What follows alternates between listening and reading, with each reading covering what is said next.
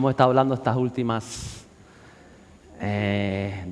2 semanas de las iglesias de Apocalipsis, ¿verdad? Los capítulos 2 y 3. Hoy este último mensaje sobre estas iglesias se titula La última carta de Jesús, porque en realidad es el último mensaje a la última iglesia. Recuerda, capítulos 2 y 3 de Apocalipsis, las cartas o mensajes a las 7 iglesias, es decir, es mensaje para los creyentes, no para los que no creían en Jesús, para los creyentes. Recuerda, Juan, desterrado en la isla de Patmos, les escribe a esas iglesias que estaban en Asia Menor y que él conocía porque él había estado ministrando y pastoreando en ellas. Y fue en un tiempo, alrededor del año 95, cuando se escribió estas cartas, donde la iglesia estaba siendo perseguida por orden imperial. Las cartas, decía yo, que siguen un patrón, un orden establecido en 5 pasos. Primero, exaltan lo bueno de la iglesia o del creyente, las virtudes, nuestros logros. Mira que está a su lado. Yo sé que con mascarilla y todo sonría, que la sonrisa también se transmite en los ojos. Así que sonríale porque hay cosas buenas de Dios para ti. Tienes cosas buenas de Dios. El segundo paso, el segundo orden establecido en esta carta a la iglesia es que revela de parte de Dios allí donde fallamos. Y en algunas de ellas dice Jesús, tengo contra ti, contra los creyentes, contra la iglesia. Es decir, cosas que tenemos que reconocer y que tenemos que trabajar en ellas y que tenemos que cambiar. En tercer lugar, el tercer paso es que el mismo Jesús nos da las instrucciones de cómo cambiar, cómo tenemos que hacerlo para alinearnos a esa voluntad de Dios. El cuarto lugar dice que si nuestra decisión, si la decisión del creyente es no dejarse ser transformado o no cambiar o seguir viviendo a la manera personal, sin entender la manera de Cristo, de parte de Dios se emite juicio sobre los creyentes. Y en quinto lugar terminan las 7 mensajes con las promesas de Dios cuando obedecemos, cuando verdaderamente somos corregidos por Dios y hacemos lo que Él nos ha brindado a hacer. Entonces recibimos esas promesas que vienen de Él.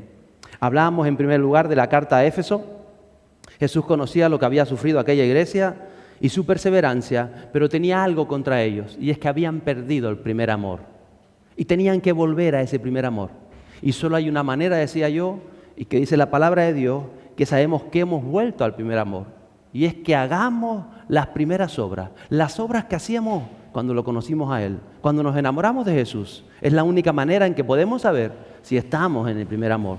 Hablaba en segundo lugar a la carta o el mensaje a la iglesia de Esmirna, a los creyentes que estaban allí, que estaban sufriendo mucho la persecución, pero que les dice Jesús, aún van a sufrir más, y van a sufrir por un tiempo, porque iban a ser probados. Y sabemos que la vida no es fácil muchas veces. Para nosotros, para muchos de nosotros que vivimos en este primer mundo, es más fácil. Pero la vida no es fácil aún viviendo nosotros aquí. Pero dice la palabra de Dios que si somos fieles, vamos a ver la recompensa. La tercera carta a la iglesia de Pérgamo dice que era una iglesia que estaba en una oposición espiritual tremenda, allí donde estaba el trono de Satanás, dice. Ellos eran fieles, pero había cosas en sus vidas que no agradaban a Dios y que tenían que cambiar, porque Dios quería llenarlos del Espíritu Santo para romper ese principado, ese trono de Dios en aquella ciudad. En cuarto lugar estaba la iglesia a Tiatira, el cuarto mensaje. Y parece que leíamos la semana pasada que era la iglesia ideal.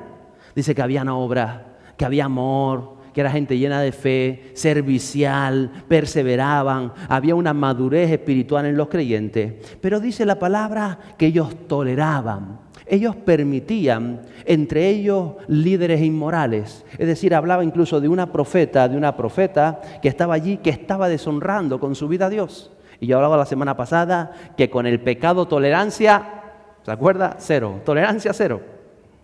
Y les llama el Señor, o nos llama a quitar de nuestra vida, a no tolerar en nuestra vida aquello que desagrada a Dios.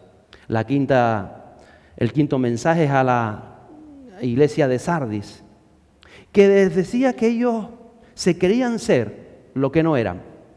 Iban a la iglesia, pero no vivían sus vidas como creyentes. Y Jesús dice que los corrige, les llama a vivir la vida con dignidad, a vivir un evangelio en integridad, tal como nos enseña la palabra. El sexto mensaje, nos gusta a todos, nos encanta porque es a la iglesia de Filadelfia. Y dice el Señor Jesús que para ellos, les escribe Juan, que había una puerta abierta que nadie podría cerrar. Y Jesús no tiene que corregirlo, ni siquiera tiene que emitir juicio sobre ellos. Aunque les dice, no tienen mucho poder, pero vivían conectados con el Espíritu. Pero vivían pendientes de la venida de Jesús, pendientes del esposo, estaban preparados para recibir en cualquier momento la visita de Jesús. Y yo hacía esta pregunta en los 3 mensajes, las 3 veces que he predicado de ella. ¿Con qué carta, con qué mensaje te identificarías tú como persona, como creyente? ¿Con cuál de esas 6 iglesias de las que hemos hablado? O quizás tú decías, no, pastor, no me identifico con ningún mensaje en especial, pero si Jesús te escribiera una carta a ti de manera personal, hablándote de tus logros, hablándote de esas cosas en que tienes que cambiar, aún emitiendo juicios si no cambias, ¿cómo sería? El Espíritu Santo nos habla muchas veces, el Espíritu Santo nos enseña. ¿Qué logros, qué fallos, qué instrucciones te daría Dios y qué promesas recibirías al obedecer? La última carta, que es lo que voy a hablar hoy, es la iglesia de la Odisea. Una iglesia, la 7ª que aparece, y es el último mensaje que hay para las iglesias en el libro de Apocalipsis. Y contiene, a mi juicio, el verso más duro que pronunció Jesús a los creyentes. Jesús habló en muchas ocasiones, por ejemplo, a los fariseos les dijo una vez, ustedes son sepulcros blanqueados. Son como los nichos, por fuera muy bonitos, blancos, adornados con flores, pintados, pero por dentro solamente. Eso les dijo una vez a los fariseos. Y es algo, palabras duras de Jesús. Pero creo que estas aún son más duras, porque se las habla a Jesús, no a los fariseos.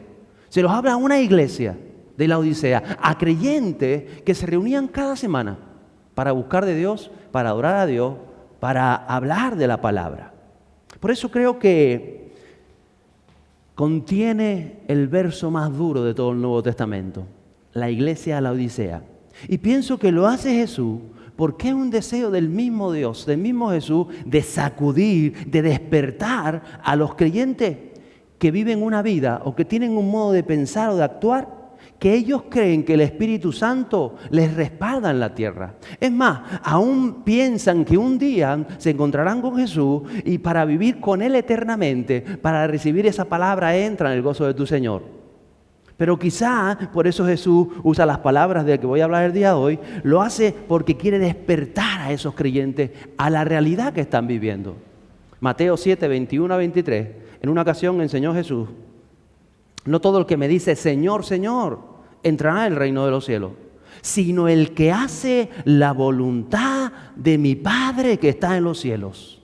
No todo el mundo que dice soy cristiano, alabo a Dios, busco a Dios, vengo a la iglesia o no vengo a la iglesia, pero yo creo, dice, entrará en el reino de los cielos, sino el que en su vida hace la voluntad del Padre.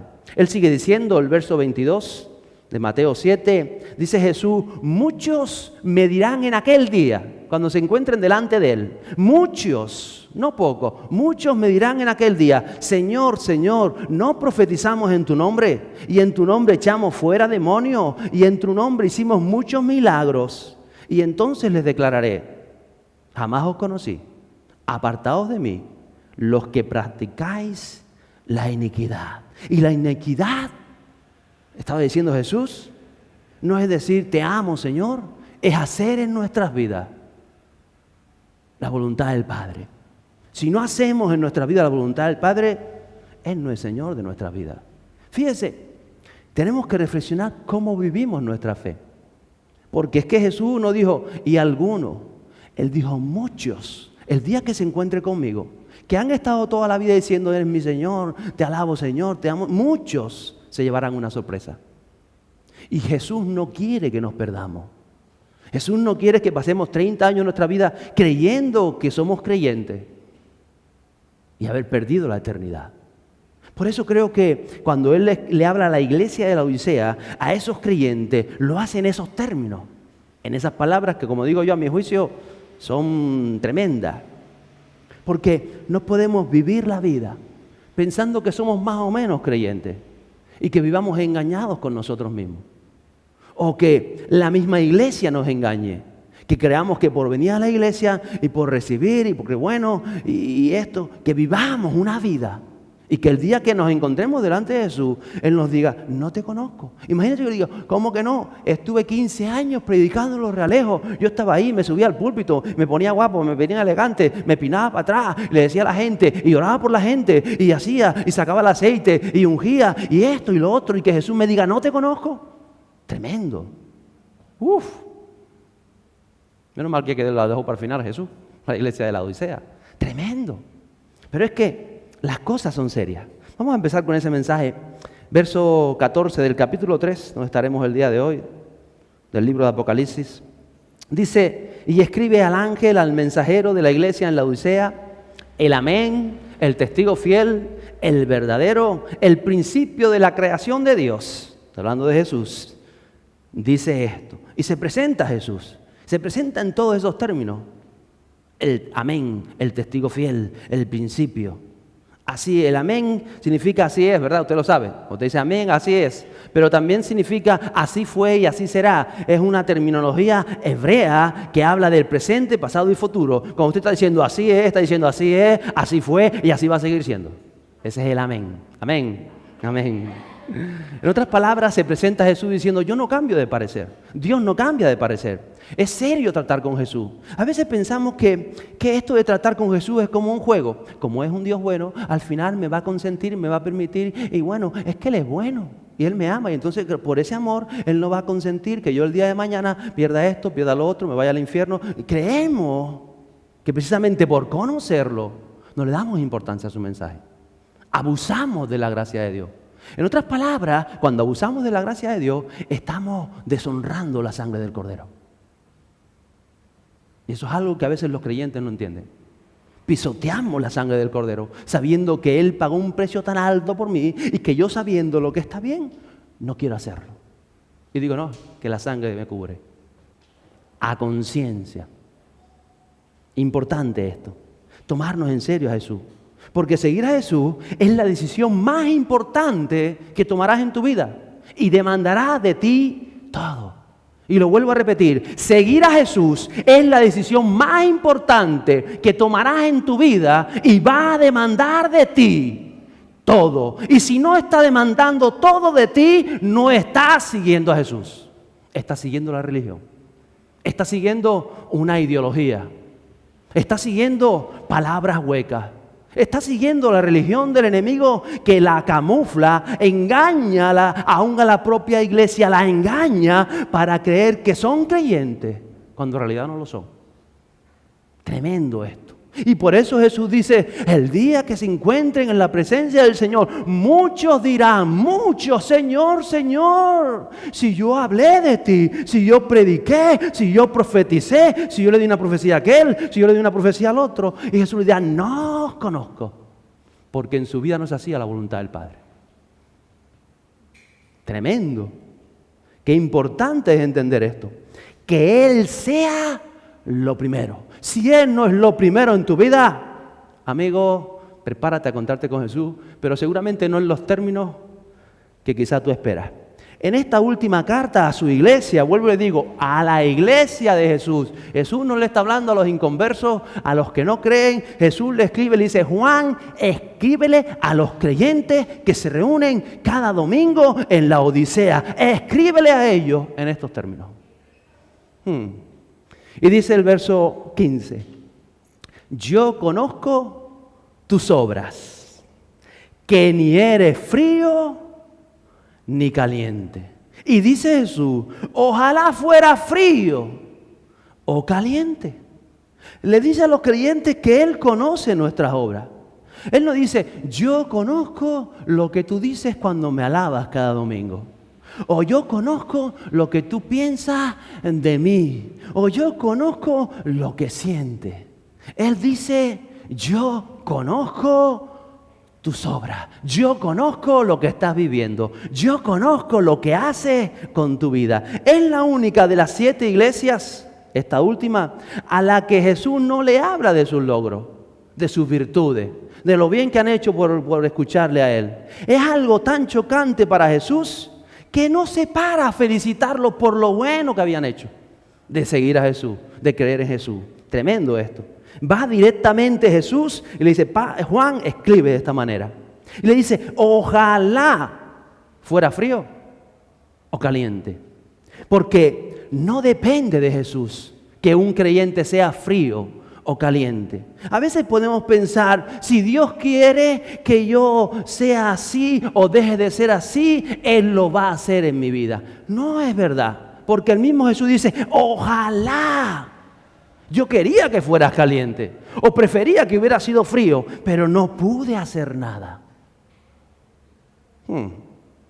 Los creyentes de la Odisea, vuelvo y repito, cada semana se reunían, cantaban a Dios, oraban, se llamaban cristianos, aún estaban siendo perseguidos. Pero dice Dios que Él conoce sus obras, conoce sus hechos, conoce sus acciones, las acciones de la vida diaria. Las acciones que no se producen dentro del lugar de culto o cuando hay hermanos presentes o gente cerca, no.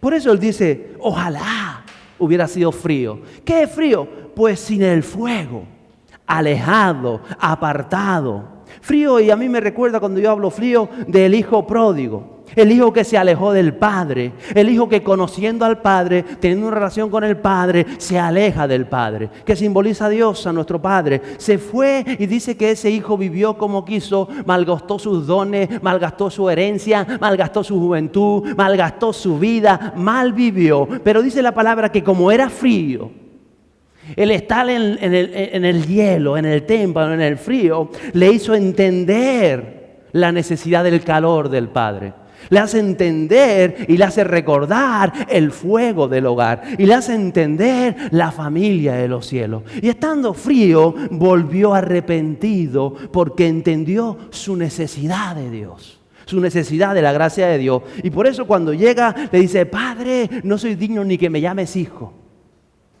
Hazme tu jornalero. Déjame ser uno de tus jornaleros, de los que están trabajando el campo.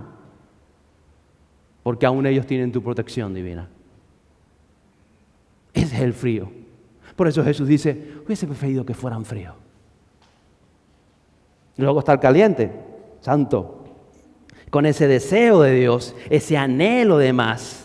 Y el caliente no es el que no está luchando todavía quizá contra un vicio, contra un pecado o contra cosas que en su vida lo están atando, pero que se levanta y casi cae otra vez en ese pecado o en ese deseo, pero vuelves a orar y le voy a decir, Señor, quita esto de mi vida, no quiero caer en lo mismo. Y entonces, aunque está aún viviendo y luchando con el pecado y con tantas cosas, tiene ese deseo. Y se vuelve a levantar y vuelve a pedir perdón y vuelve a intentar avanzar. Eso se trata. Ese deseo. ¿Por qué? Porque quiere honrar en su vida al Padre, quiere honrar al Espíritu Santo, rendirse a su presencia. El caliente también es el que tiene ese fuego por el celo de Dios. Sueña con los deseos del Padre, sueña con los deseos de Dios. Sabe quién es, tiene identidad, sabe su posición en la familia. Es el caliente, el que anhela más de su presencia. Diga conmigo, anhelo más de tu presencia. Padre Santo, tú conoces los corazones. Anhelo más de tu presencia. Pero hay un tercer estado en los creyentes que Jesús dice, Jesús aborrece. Y que si lo vemos con los valores humanos, no creemos que sea así. Porque a veces pensamos, es mejor ser tibio. ¿O no? Es mejor ser tibio porque estamos más cerca de ser calientes. Evidentemente, ¿no? Eso dice, eso creemos humanamente hablando. Pero la palabra no dice eso. La palabra se rige por valores espirituales. Es falso pensar que ser tibio es mejor que ser frío. Nosotros lo podríamos pensar humanamente. Pero ya le digo, el tibio se acomoda a una posición. El verso 16 dice que Jesús le dice a los creyentes, así puesto que eres tibio, y no frío ni caliente, te vomitaré de mi boca. Este es el versículo que digo yo, más tremendo que pronunció Jesús desde mi parecer. Dice que un creyente tibio, vuelvo y le digo, no un inconverso, no un incrédulo, un creyente tibio es el vómito de Dios. ¿Sabe lo que es el vómito?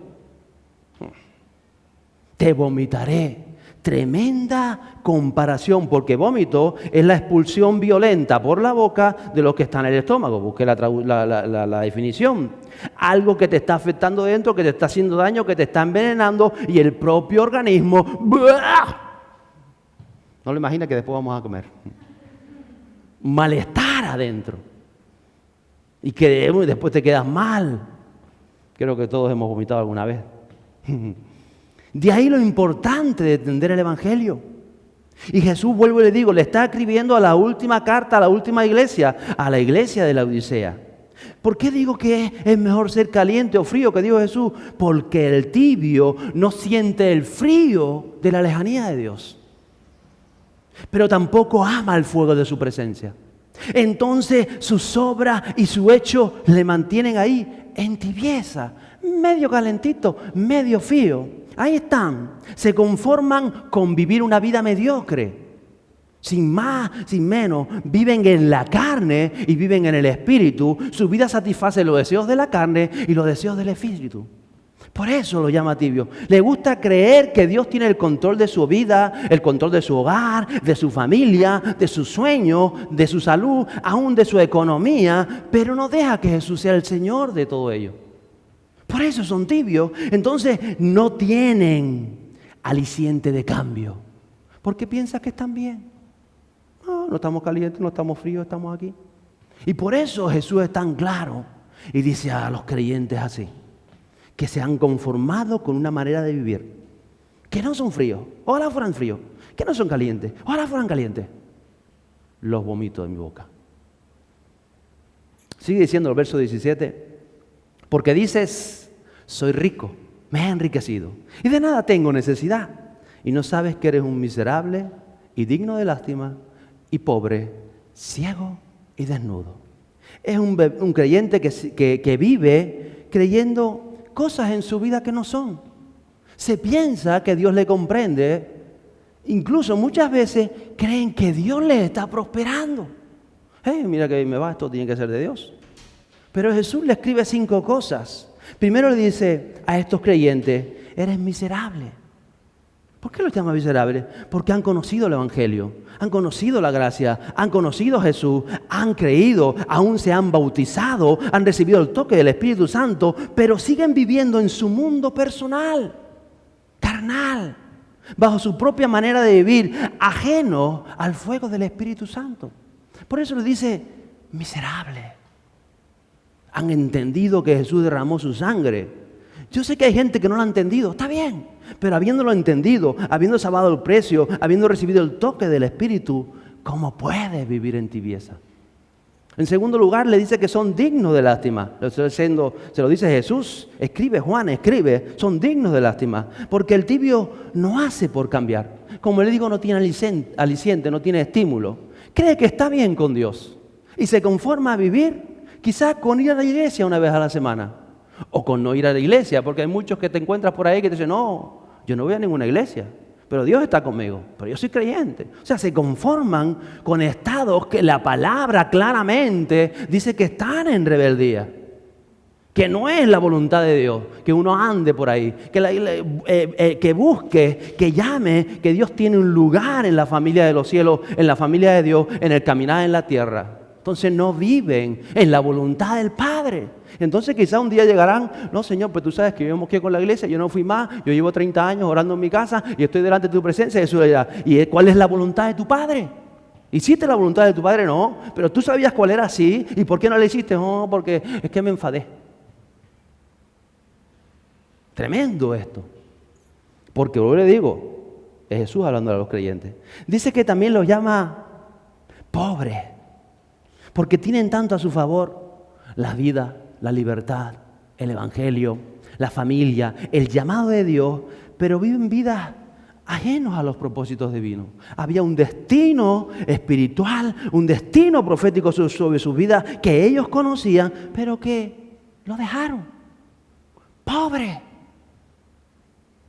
Y les dice, ciego. ¿Por qué? Porque miran para otro lado o porque no quieren ver su condición. Sin visión de la vida. Esa visión que tanto hemos hablado en los cultos atrás, de ver la vida, de ver la condición. Y cuando de enfocarnos, de vivir viendo lo que Él nos enseña, pero miran para otro lado. Por eso Jesús le dice, son creyentes ciegos. Y por último dice, están desnudos. En esta condición que también abrí unas semanas atrás, la condición de Adán en Edén tras desobedecer. Desnudos. Y yo le decía que siempre había estado desnudo delante de Dios, pero fue en la desobediencia la que él entiende que está desnudo delante de Dios y se esconde de Dios. En su desnudez, en su vergüenza, en su culpa, se esconde de Dios.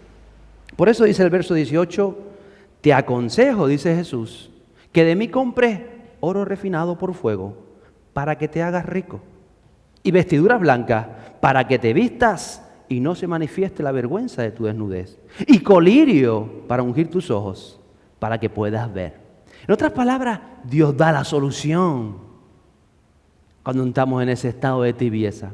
Y le está hablando a los creyentes. Jesús dice, les aconseja, porque Él no te va a obligar. A veces creemos que Dios no te va a obligar a nada en tu vida. Puedes hacer con tu vida lo que a ti te dé la real gana. Si es ilegal, pues las autoridades civiles te cogerán y te meterán en la cárcel. Y si es una ilegalidad espiritual, pues ya Dios se encargará cuando nos encontremos con Dios. Pero Jesús les dice a los creyentes, les aconseja. Mira, te aconsejo.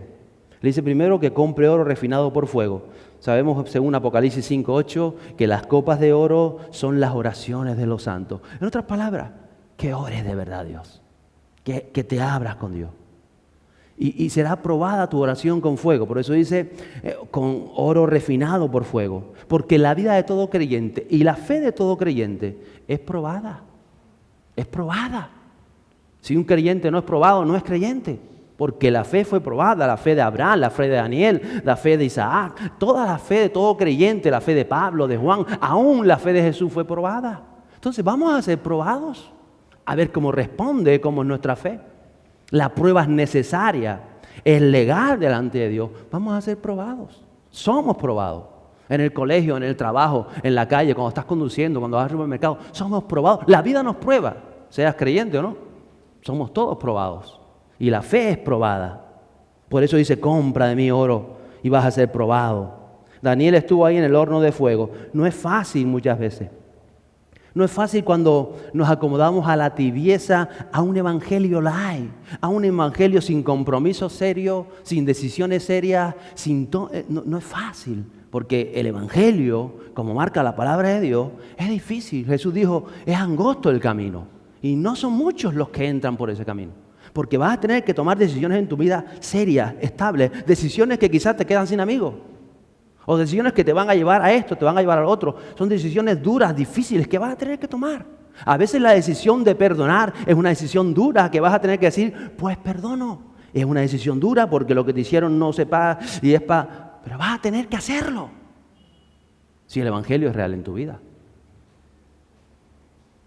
Hay una salida. Dice, compra vestiduras blancas. Cúbrete de Cristo. Saca todas las excusas, esas ideas erradas, esas razones humanas que a veces nos hacemos, con las que hemos tratado de justificar nuestra condición, ese estado de tibieza, ese estado de nuestra manera de vivir. La palabra habla, y sobre todo el libro de Apocalipsis, de esa esposa, la iglesia, el creyente ataviada que está. La espera en el altar, hermosa, radiante, preparada, perfumada, expectante, dispuesta a recibir al esposo, a Jesús. Su mente y su corazón están ahí en el altar, esperando al esposo. Claro que hay obligaciones en la vida, claro que hay responsabilidades, pero hay una cosa clara para el creyente de fuego, el creyente que vive en el calor del Espíritu Santo, y es que está expectante de lo que va a hacer Jesús y lo que está haciendo en su vida.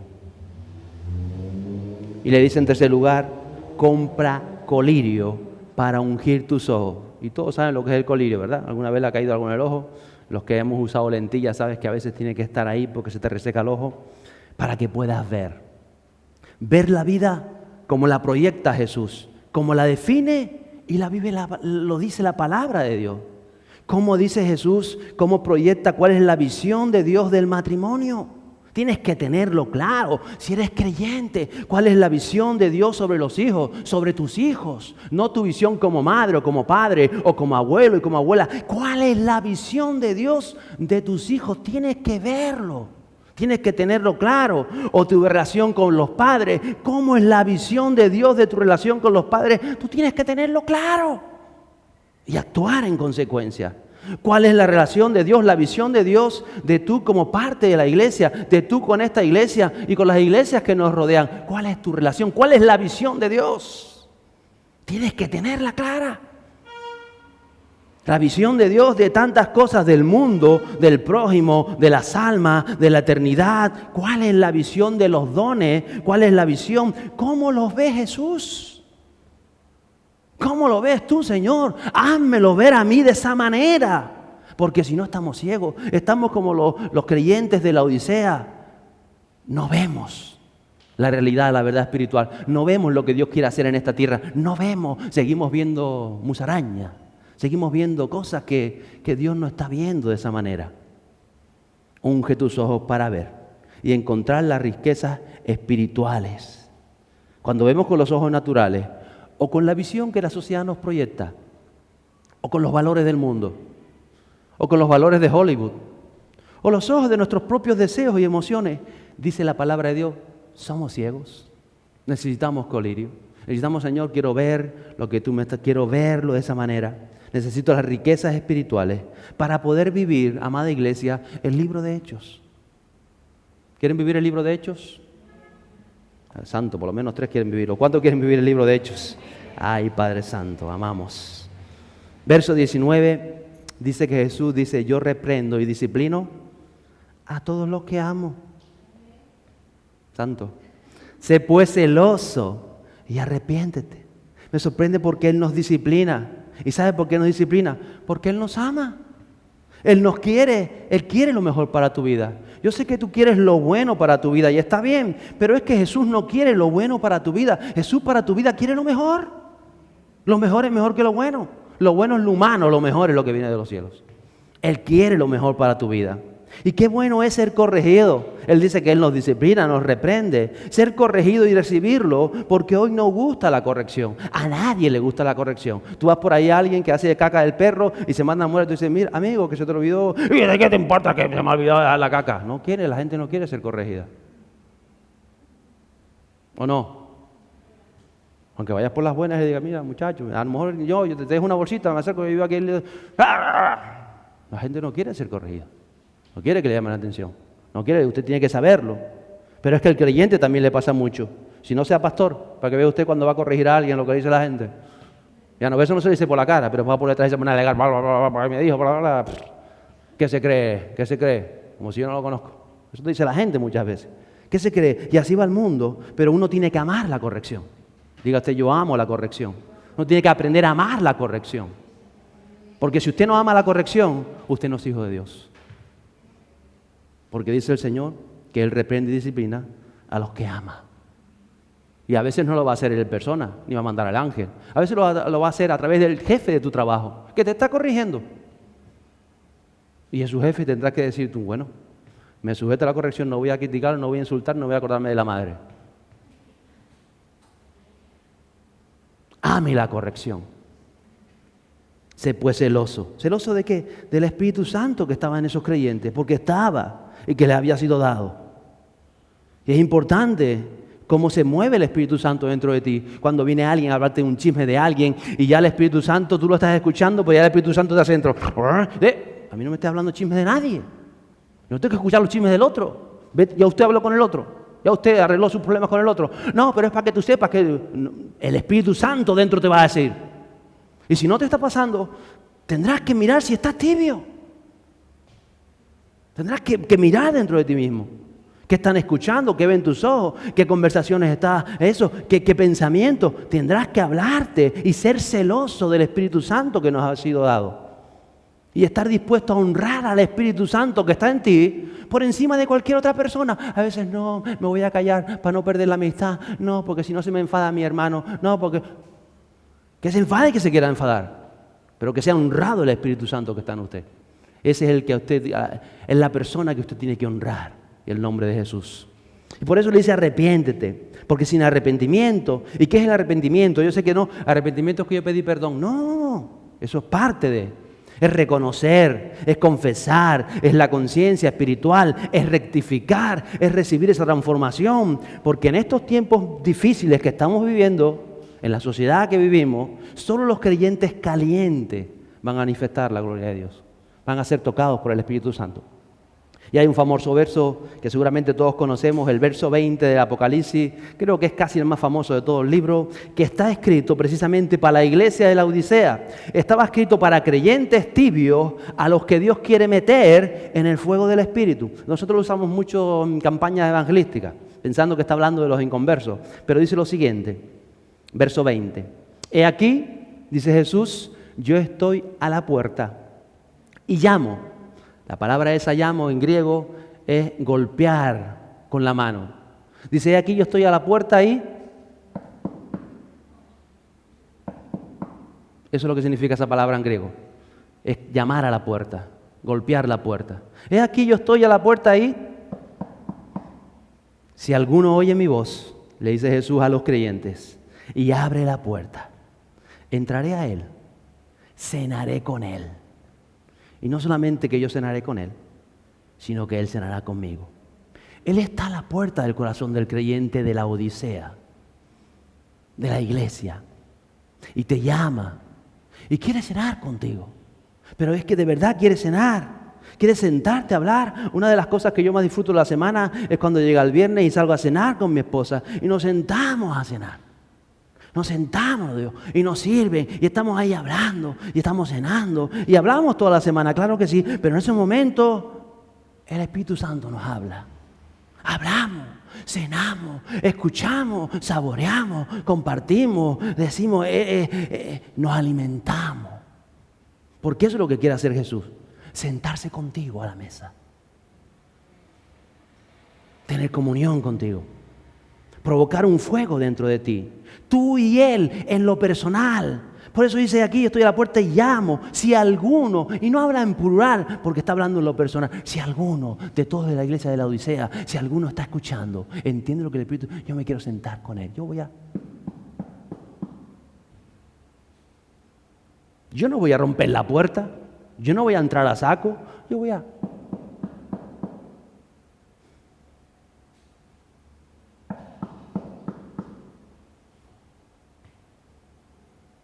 Y si alguno oye, abre la puerta. Y entonces entra Jesús. Se sienta. Porque Él te ama.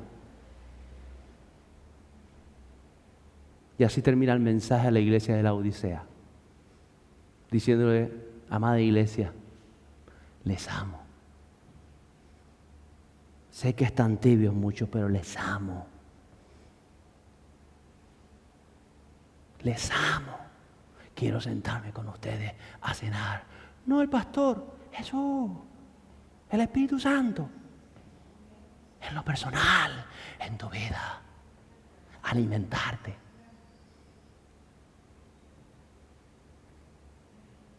El vencedor, dice el verso 21, al vencedor le concederé sentarse conmigo en mi trono. Y como yo también vencí, dijo Jesús, y me senté con mi Padre en su trono. Al vencedor, al creyente de fuego. Al creyente de fuego se le da autoridad en la tierra.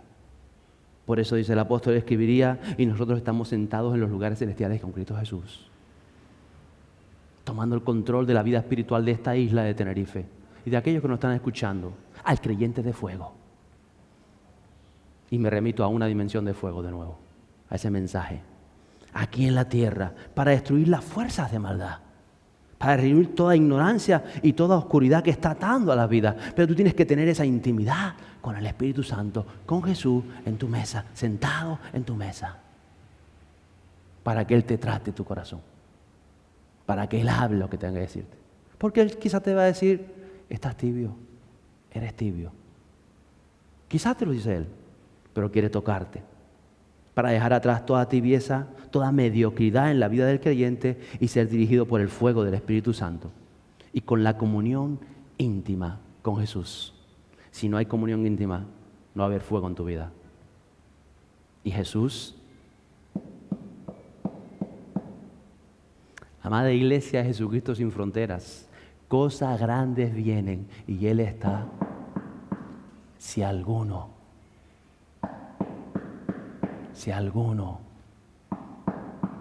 y abre la puerta, cosas grandes va a vivir en su interior y a su alrededor.